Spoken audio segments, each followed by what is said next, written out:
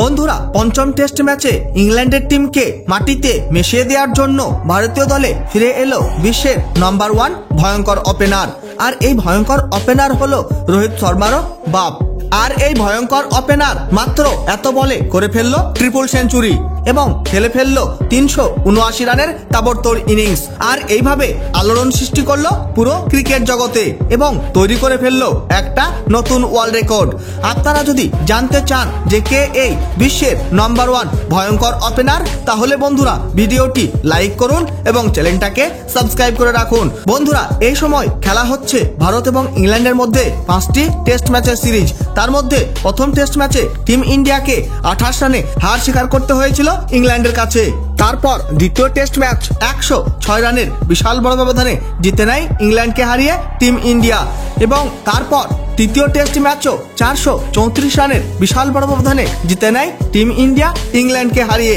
এবং চতুর্থ টেস্ট ম্যাচও 5 উইকেটের বিশাল বড় ব্যবধানে জিতে নেয় টিম ইন্ডিয়া ইংল্যান্ডকে হারিয়ে। কিন্তু বন্ধুরা, এবার 7 মার্চ থেকে শুরু হতে যাচ্ছে ভারত এবং ইংল্যান্ডের মধ্যে শেষ এবং পঞ্চম টেস্ট ম্যাচ। আর এই ম্যাচ শুরু হয়ে যাবে ভারতীয় সময় সকাল 9টা 30 ধরমশালার মাঠে। কিন্তু বন্ধুরা, অন্যদিকে রঞ্জি ট্রফির একটা ম্যাচ খেলা হয়ে গেল মুম্বাই এবং আসামের মধ্যে। এবং এই ম্যাচে মুম্বাইয়ের হয়ে খেলে পৃথ্বী শ আসামের বোলারদেরকে কুটে দিল এবং মাঠে করলো 4 এবং ছক্কার বর্ষণ এবং করে ফেললো ট্রিপল সেঞ্চুরি এবং খেলে ফেললো 383 বলে 379 রানের তাবড়তোড় ইনিংস। বন্ধুরা, তার এই ইনিংসে ছিল 49টি 4 এবং 4টি গগনচুম্বী ছক্কা।